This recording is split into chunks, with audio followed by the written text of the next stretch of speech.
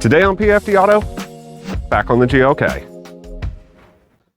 So in today's episode, we're going to work on this GLK again. You've seen me do a little bit to the exterior, but the interior could use some work too. If you own a Mercedes of this vintage, then you understand the pain that I'm about to show you. For some reason, the paint just likes to flake off. Let me show you. There's some things we're not going to take care of today, like this or this, but there is some things that we are going to take care of, like the window switches here. They're not doing real great. This one doesn't really work at all, and when you try to roll the window up, it just flops over. The first thing I want to take care of today is these buttons. This one's pretty bad. This one's starting to get pretty bad, but I've got new ones. So let's pull this steering wheel off and get at it. Now to get this steering wheel off, there's not a lot to it. There's only 2 screws behind here, but the one thing you want to worry about is the airbag. So the very first step in this is to unplug that battery.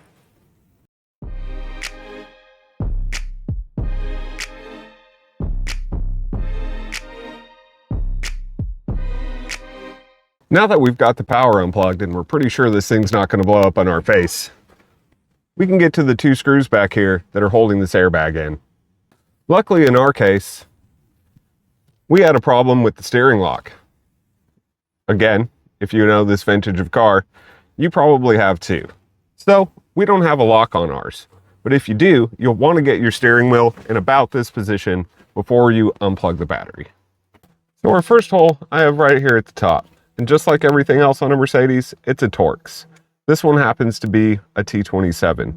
So we're going to get in there, undo that bolt, undo the bottom one, and then we'll be able to pull this airbag all the way off. These are a bit tricky, but they're not on there very tight.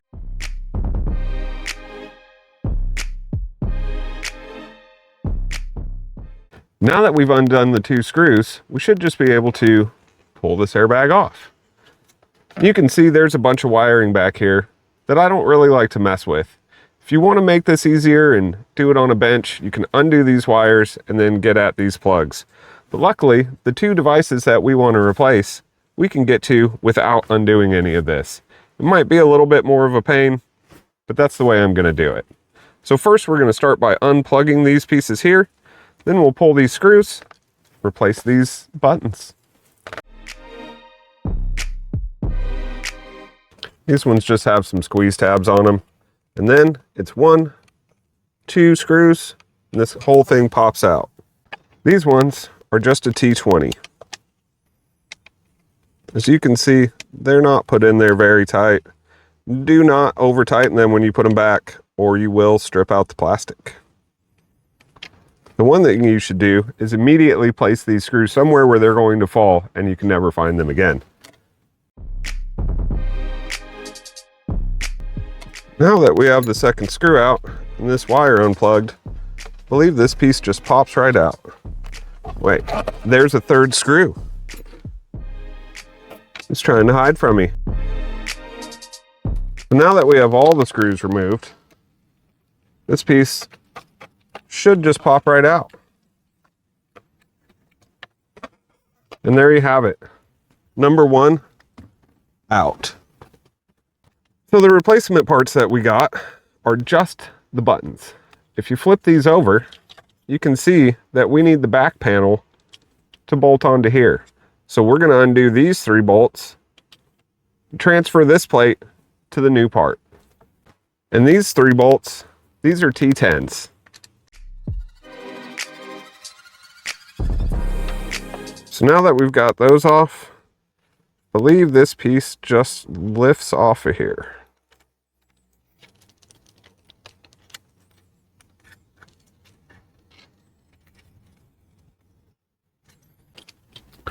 So after messing with this for a while, I went to the new piece. And you can see 1 screw hole, 2 screw holes, 3 screw holes, 4. And if you pull back on this little sticker,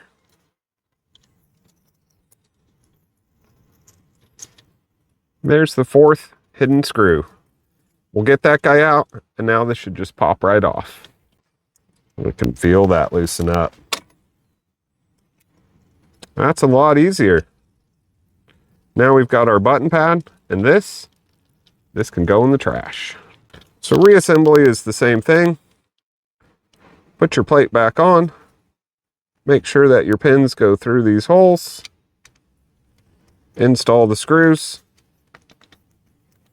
And we'll have new buttons. Just because we're going to leave our sticker, now we can bolt it back into the location where it came from. We should be good to go. And there you have it. Buttons replaced. Looks pretty good. No more bubbling. Now, on to the other side. This one's going to be a lot of the same. Unplug this, undo the bolts, take the back off, replace it. So let's just get it done. Now that we've got all this replaced, it's just basically the reverse order. Slap this back on, tighten up those two bolts. We'll have new buttons that don't have peeling paint. And there you have it. That's how you put new buttons on your steering wheel on your GLK350. This will also work for E-classes of the same era, and I believe C-classes too. I think they all have the same steering wheel and these same exact buttons. So now on to the broken window controller. These things, one big piece. I've already replaced this one once, and yes, it already broke, but they're like 25 bucks on eBay. And the factory piece, I believe, is about $250. So they're easy enough to replace that I'm not too worried about spending the money a few times and just rebuying them. So now we're going to pop this one out. We'll put this one back in. We should be good to go. Unfortunately, my door lock buttons haven't shown up yet. Otherwise, I'd be replacing those too. But getting this apart is not that hard. I'll just get to that when they show up. Right, so to do this job, you do have to pull the door card off. Kind of a pain, but it's really not that bad. There's a couple of bolts. There's one right here, and there's one on the other side right here. Once we get those off, we undo this guy, pop the door, off it comes. So let me show you how we do this. From what I remember, these screws are T30s. So I've got my T30 Torx bit here. Find where the screw is, and just undo this guy.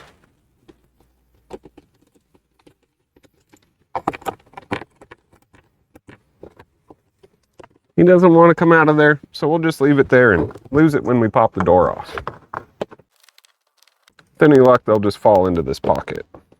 So now that we've got these two screws undone, one here and one here, we're going to pop this off, and then we should be good to just pry the door.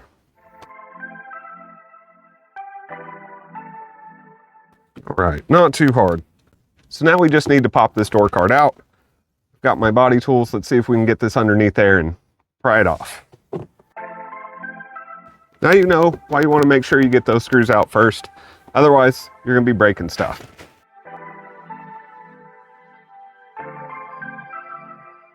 It seems like there's another clip right here. It's got me held up. Either that or this just needs to pop off so I can get this door off here.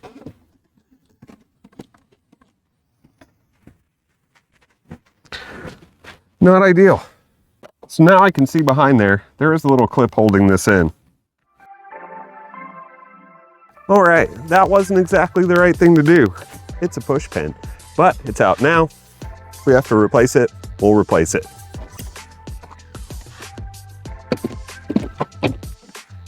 Then you just slide up above the lock, pull the cable out, unlatch it from your handle.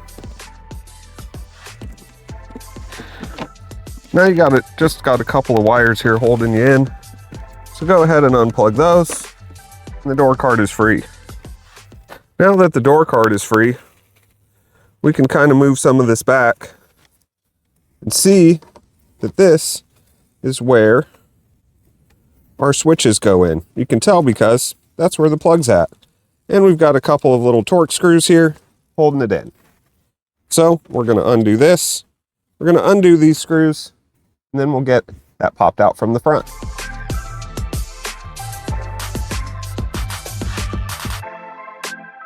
Well, now that we've got these screws out, we should be able to flip this around and pull out our door switch. The new one has got some little grips on it, and it's got new screws in it. I'm not sure why it's set up different than this one, but those holes happen to be in the exact same place. So instead of just using these clips, I'm going to unscrew these and screw it back into the door the way it was when I got it. And of course, because chaos, these are Allen keys. So I'm going to go pull this off and we'll get it reinstalled. So as it turns out, they weren't even Allens. They were two different types of Torx, and the bottom ones were stripped out, but I got them out of this piece. So hopefully with any luck, the old screws still fit. We can just bolt this back up.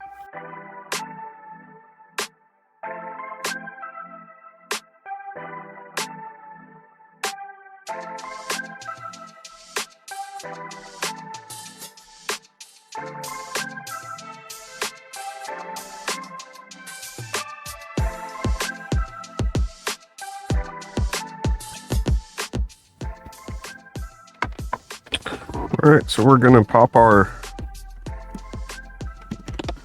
door handle back in here. Get it clipped back in. I think I'm dropping clips here. Now that I've got the door handle back up tight, I can plug in these two wires that I unplugged.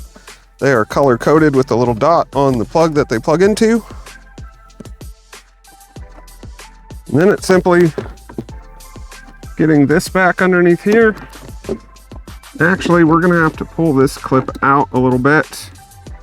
We'll worry about that once we get it back in the door.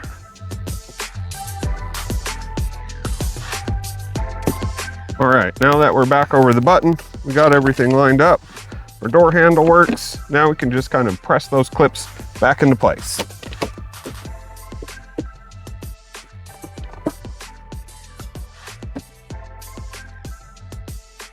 Then we take our little clip that's missing the insert because I probably popped it out and lost it on the ground. Put it back in. Everything just kind of clips back into place.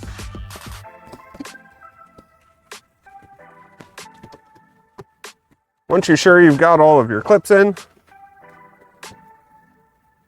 go ahead and clip this guy back in. Start on the outside. Clip them around to the inside. Now that we've got the door secured, we've made sure all of our clips are nice and tight. We can reinstall our T30 screws.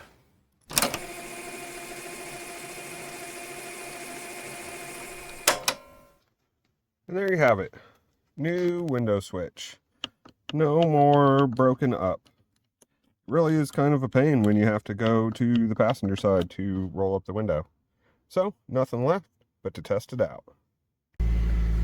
So now the test. Got the car on, and the buttons are working. Not sure about these ones. Well, the mute button works. And the voice active button works. Cancel. So there we go. All those buttons are good to go. Now, the question is, when I push this button, and the window comes back up, it doesn't fail. Well, there you go. A few quick fixes that you can do on your Mercedes. If you have a GLK of this era, E-Class, C-Class, it's pretty much all the same. If you have any questions, drop them in the comments below. I'll be sure to get back to you and help you however I can. If you're new to the channel, please consider subscribing. And if you like this video, please give it a thumbs up. We'll see you next time on PFDAuto.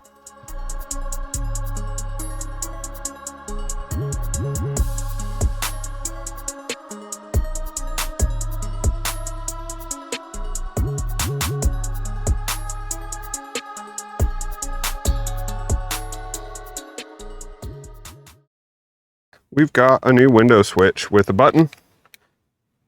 That is the old window switch.